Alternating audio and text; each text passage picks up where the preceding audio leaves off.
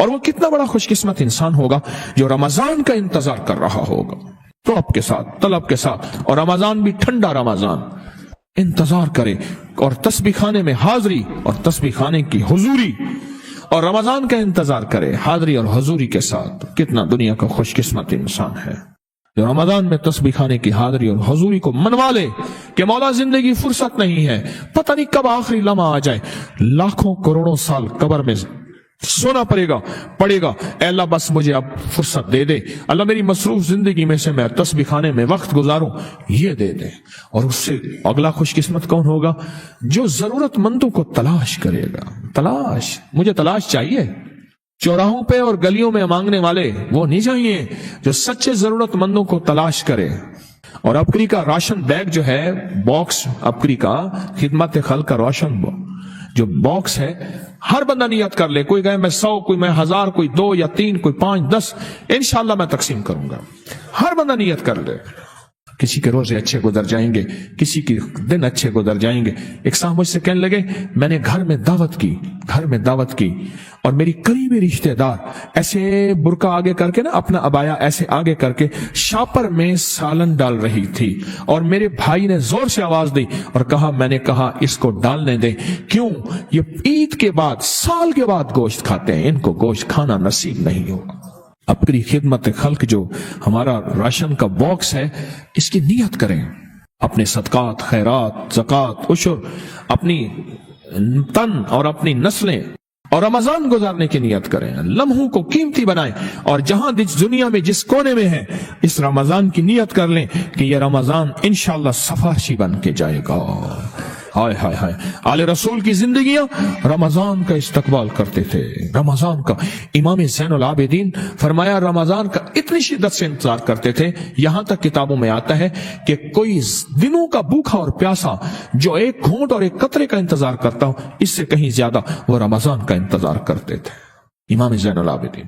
اور فرمایا جب رمضان آتا تھا لوگوں کے چہرے خشک ہوتے تھے، ان کے چہرے باوجود مجاہدوں کے اس طرح چمکتے تھے کہ جس طرح ان کے اندر کی طلب اور تڑب اور بے چینی اور خوش ہوتے تھے.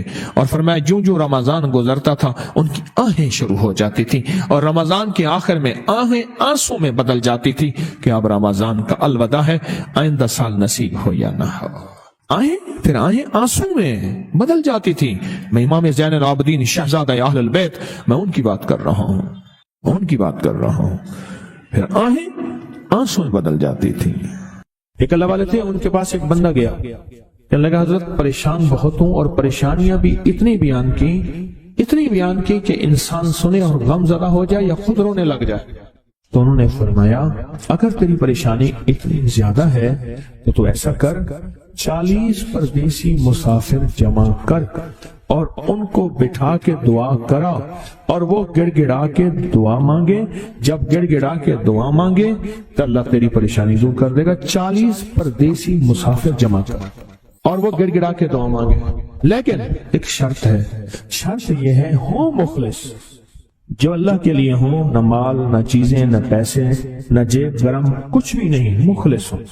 آپ 40 پردیسی مسافر اڈے سے، اسٹیشن سے جمع کر لیں گے منت کر کے، لیکن کیسے یقین ہے کہ یہ مخلص ہیں یا نہیں ہیں؟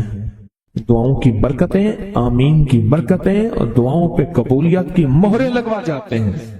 میں 40 پردیسی جمع کر اور ہوں مخلص.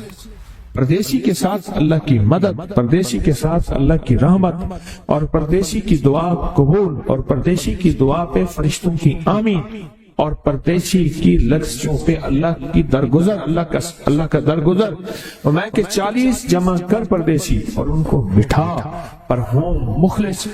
آپ سوچیں آج ہم بیٹھ کے 40,000 دفعہ سورۃ قل ہو اللہ پڑھیں گے اپنی مرادوں کے لیے، اپنی منت کے لیے، اپنی مشکلوں کے لیے، بے اولادیوں کی اولاد کے لیے، بے گھروں کے گھر کے لیے، بے دروں کے در کے لیے، بے سہاروں کے سہارے کے لیے، مریضوں کی شفا یابی کے لیے، جن کی جھولیاں ہری نہیں ان کو ہرا بھرا کرنے کے لیے، اور جن کے گھر میں آگ لگی ہے حسد کی، دھوکے کی، فریب کی، نقصان کی، پریشانی کی، بربادی کی، اس آگ کو بجھانے کے لیے اور جو غربت اور تنگدستی میں پس گیا اس کو خوشحالی پہ لانے کے لیے، اور جو ولایت کا تاجدار بننا چاہتا ہے تو اسے اللہ اس کی حبیب کے نور کو ملوانے کے لیے، اور جو چاہتا ہے کہ آنکھیں بند کروں اور جنت نظر آئے، جو چاہتا ہے دل کی دنیا آباد اور شاد ہو، یہ نعمت اس کو دلوانے کے لیے، اور جو یہ چاہتا ہے کہ اللہ کے خزانے سے اتنا ملے کہ در در کا بھکاری، فقیر، منگتا، محتاج نہ بنوں، یہ خزانے اس کو اللہ کے خزانے سے ملے، یہ دلوانے کے لیے یہ 40,000 دفعہ سورت اخلاص 11 جمعراتیں پڑھی جائے گی۔ ہر سال ہماری 11 جمعراتیں ہوتی ہیں، اور آپ کو مبارک ہو۔ اور آپ کو علم ہے کہ یہ سورت اخلاص کی جو جمعرات ہے، اس میں ہم ابھی 40,000 مرتبہ بیٹھ کے سورت اخلاص پڑھیں گے، اور وہ 5-7 منٹ میں پڑھی جاتی ہے۔ اس کی وجہ یہ ہے، بلکہ 40,000 دفعہ نہیں پڑھی جاتی، وہ لاکھوں دفعہ پڑھی جاتی ہے، لاکھوں سے بھی لاکھوں پڑھی۔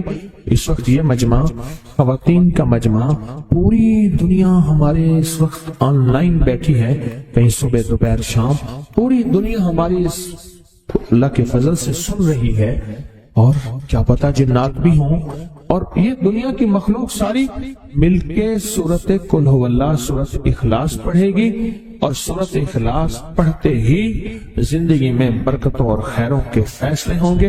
اور فرمایا جو بندہ دل میں مراد چاہتا ہے، سنیں میں آپ سے پوچھوں گا بھی صحیح، صرف 2-3 افراد سے پوچھوں گا کہ پچھلے سال، ہر سال جو 11 جمعراتیں سورت اخلاص کی ہوتی ہیں، اس میں آپ کو کیا ملا؟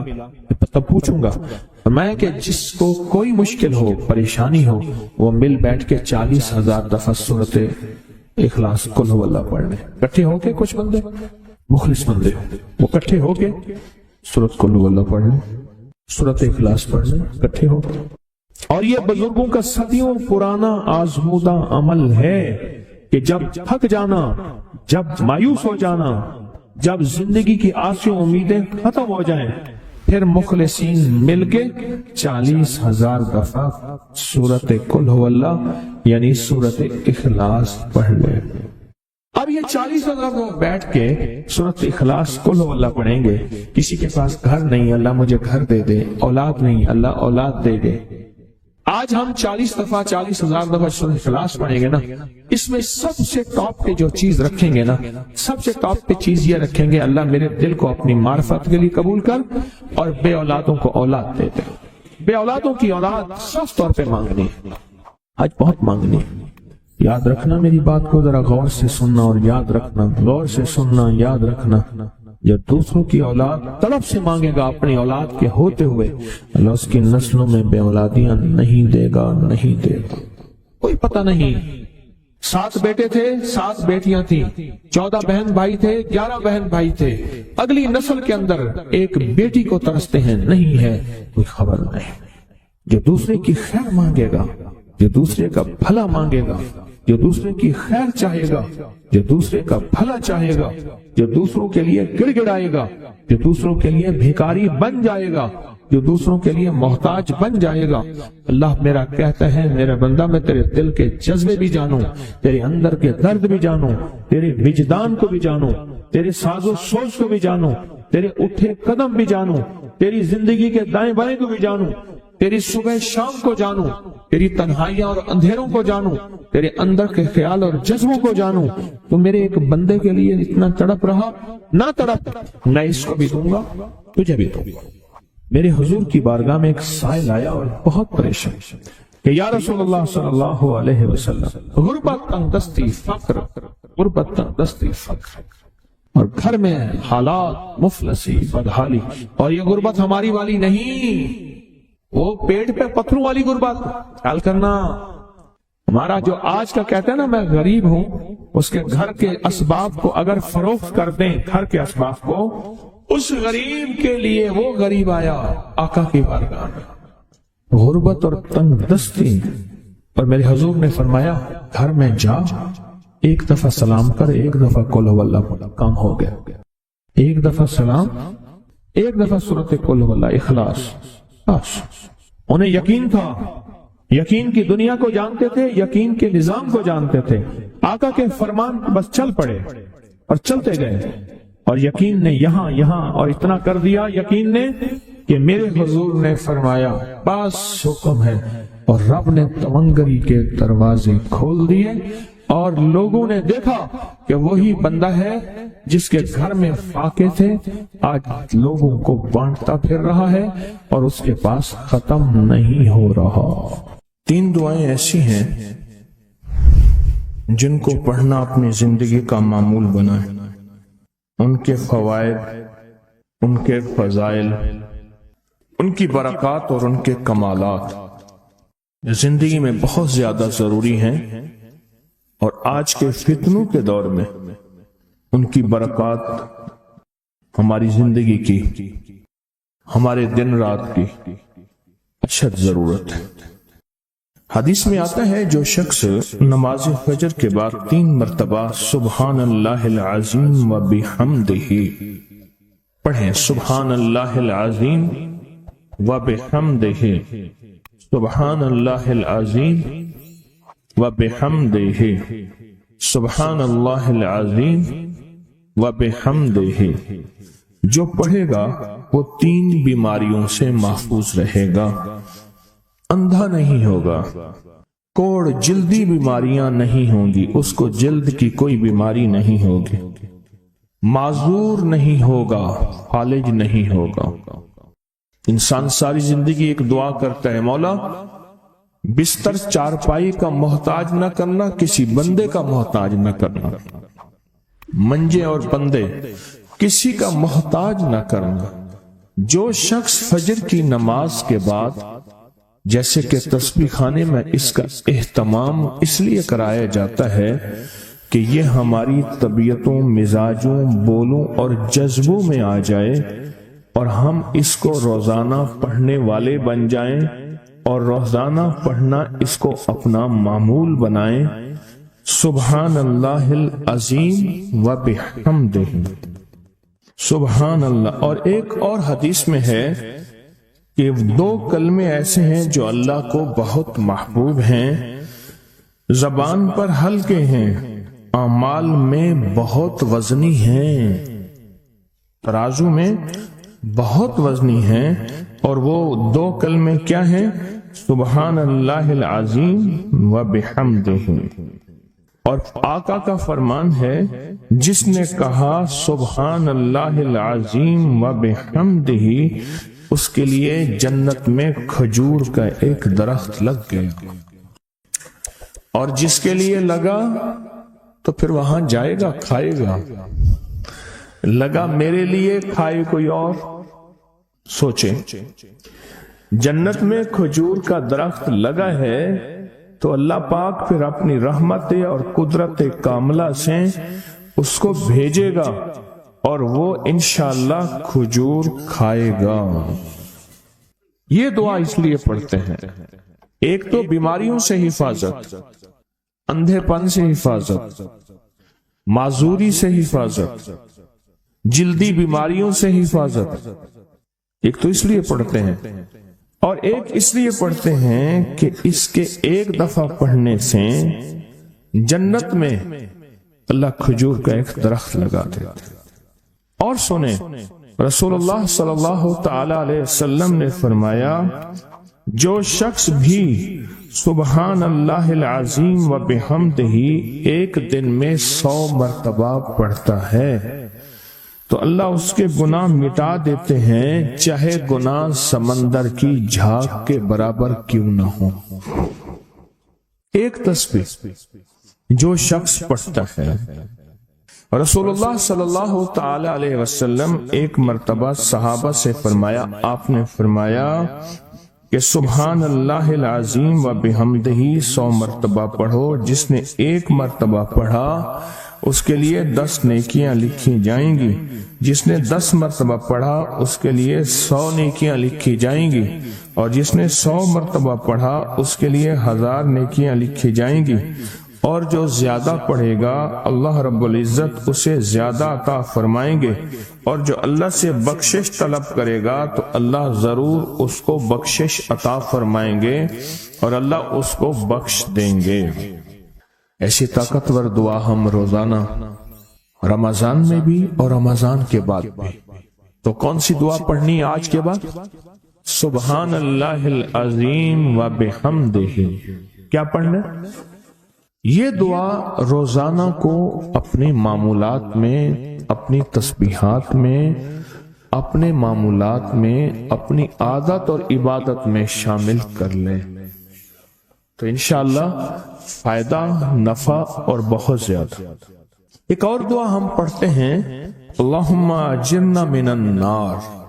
اچھا، اپنی ذات کے لیے اکیلے پڑھیں تو اللہم اجرنی من النار، اگر مجمع کے لیے اکٹھا پڑھیں تو اللہم اجرنا من النار۔ فرمایا حدیث میں ہے کہ جس شخص آپ ایک دفعہ فجر کی نماز سے فارغ ہوں تو کسی سے بات کرنے سے قبل اللہم اجرنا من النار، اے اللہ مجھے آگ سے بچا لے، پڑھ لیں تو فرمایا اگر اس دن اس کو موت آ گئی تو اللہ اس کو آگ سے بچائے گا۔ اور جو مغرب کی نماز کے بعد پڑھے گا، مغرب کی نماز کے بعد، تو اللہ پاک اگر اس کو موت آ گئی تو اسی رات اس کو اللہ پاک آگ سے بچائیں گے، آگ سے۔ اور حدیث میں آتا ہے جب تم فجر کی نماز پڑھو، فارغ ہو جاؤ تو یہ دعا 7 مرتبہ پڑھو۔ کون سی دعا؟ اللہم اجرنا من النار، اللہم اجرنا من النار، اللہم اجرنا من النار، اللہم اجرنا من النار، اللہم اجرنا من النار، اللہم اجرنا من النار، اللہم اجرنا من النار، اللہم اجرنا من النار، اللہم اجرنا۔ یہ دعا بخار کا بہت زبردست علاج ہے، جس کو بخار نہ چھوڑتا ہو۔ یہ دعا ہائی بلڈ پریشر کا زبردست علاج، یہ دعا غصے کا علاج ہے، یہ دعا جس کے اندر وسوسے بہت زیادہ آتے ہوں، منفی وسوسے بہت زیادہ آتے ہوں، جو نیکی سے ہٹاتے ہوں، اس کا علاج ہے۔ اللہم اجرنا من النار، یہ بہت طاقتور علاج ہے۔ جس کا بلڈ پریشر ہائی رہتا ہو، جو بہت زیادہ ہر وقت غصے میں رہتا ہو، جس کا جسم بہت گرم رہتا ہو، جیسے رات ایک صاحب کہنے لگے کہ مجھے گرمی میں سے خوف آتا ہے، سردی میں مجھے راحت ملتی ہے، اس کے لیے بہت فائدہ مند ہے، بیماریوں کے لیے بہت فائدہ مند ہے۔ ایک بندہ تھا، ایک بندہ وہ لوگوں کے سامان اٹھاتا تھا، اس کے پر خچر تھا، ایک جگہ سے دوسری جگہ لے جاتا تھا، نمازی نیک آدمی تھا، غریب مزدور تھا۔ ایک دفعہ ایک لولا لنگڑا بندہ آیا اور کہنے لگا مجھے اپنے خچر میں بٹھا کے فلاں جگہ پہنچا دے، اتنے پیسے تجھے دوں گا۔ پیسے بھی معقول تھے، اس نے خیر اس کو پکڑا، سہارے سے بٹھایا، چلتے چلتے نا 2 راہیں آ گئے، 2 راہیں۔ ایک راہ وہ تھی جہاں ساری دنیا جاتی تھی، ایک راہ وہ تھی جو سنسان تھی۔ وہ معذور آدمی کہنے لگا اس سنسان راستے کی طرف چل، سنسان راستے۔ انہیں کہ میں تو ادھر سے جاتا ہوں، میرا معمول تو ادھر ہے، میں تو ادھر نہیں جاؤں گا۔ انہیں کہ مجھے راستے کا پتہ ہے، تو چل، یہاں سواری کا گھاس بھی ملے گا، پانی بھی ملے گا، اور راستہ بھی بالکل مختصر ہے۔ انہیں کہا ٹھیک ہے۔ آگے گئے تو وہ ایک وحشت ناک جنگل آیا، اور وہ جو بندہ تھا معذور، وہ ایک دم خچر سے اترا اور وہ ٹھیک ٹھاک تھا، اور اس نے خنجر نکالا اور اس کو قتل کرنا چاہا۔ تو اس نے کہا مجھے قتل نہ کر، تیرا مقصد مال ہے، چیزیں ہیں، مجھے چھوڑ دے۔ انہیں کہ نہیں، میرا اصول ہے، یہ دیکھ لوگوں کی کھوپڑیاں پڑی ہیں، ہاں، انہیں میرا اصول ہے، میں پہلے بندہ مارتا ہوں، پھر اس کا سامان لیتا ہوں، میرا اصول ہے۔ اس نے کہا کہ نہ کر منتے کی۔ اچھا، اس نے کہا مجھے 2 نفل پڑھنے دے۔ ہنس کے کہنے لگا اور بھی بڑے آئے تھے 2 نفل پڑھنے والے، تو بھی پڑھ لے۔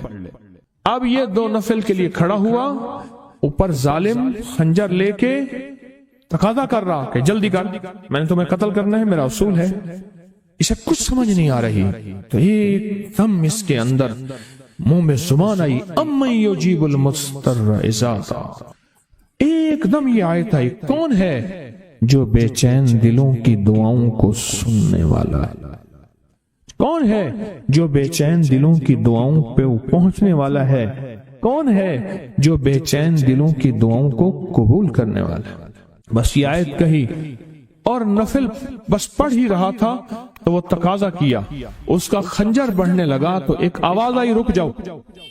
آسمانوں سے آواز آئی، رک جاؤ، کڑکدار خوفناک آواز تھی۔ تو یہ جو خچر سوار تھا یہ رک گیا، پھر آگے بڑھنے لگا، پھر دوسری بار آواز آئی، رک جاؤ، پھر بڑھنے لگا۔ ایک گھوڑدار آیا، ایک گھوڑ سوار آیا، اس کے ہاتھ میں ایک غرض تھا، اس نے اٹھا کے اس کو مارا، اس ظالم اور قاتل کو، اور وہ گرا، اور جہاں وہ گرا تو وہاں آگ کے شعلے۔ اور وہ جب جانے لگا یہ کہنے لگا اب کون ہے؟ کہا میں اس آیت کا غلام ہوں، موکل ہوں، موکلات، اس آیت کا غلام ہوں، موکل ہوں۔ جب اس نے پہلی دفعہ یعنی میں فرشتہ ہوں، پہلی دفعہ اس نے تقاضا کیا، میں 7ویں آسمان پہ تھا، میں نے وہیں سے آواز دی، رک جا۔ جب دوسری دفعہ اس نے تقاضا کیا، میں پہلے آسمان پہ تھا، میں نے وہیں تقاضا کیا، رک جا۔ بس اس کے بعد پھر میں نے آپ کے اس کو مار دیا اور اس کو ختم کر دیا۔ اب بلائیں، اب بتائیں کہ ہم فرشتوں کو اپنی مدد کے لیے کیسے بلائیں؟ تاریخ بھری ہوئی ہے انسانیت کی، تاریخ بھری ہوئی ہے کہ فرشتوں نے انسانوں کی مدد کیسے کی اور ہر پل ہماری کیسے کر رہے ہیں۔ اگر حدیث میں آتا ہے، میرے آقا کا فرمان کا مفہوم ہے، اگر اللہ فرشتوں کو تمہاری حفاظت اور مدد کے لیے نہ بھیجتا تو اتنی بلائیں ہیں، اتنی بلائیں جو زمین پہ اور زمین کے خلاؤں میں اور زمین کے نیچے موجود ہیں، یہ تمہیں ٹکڑے ٹکڑے کر دیں، ریزہ ریزہ کر دیں، تہس نہس کر دیں۔ اتنی تو ہے، اللہ فرشتوں کی حفاظت اللہ نے لگائی ہوئی ہے۔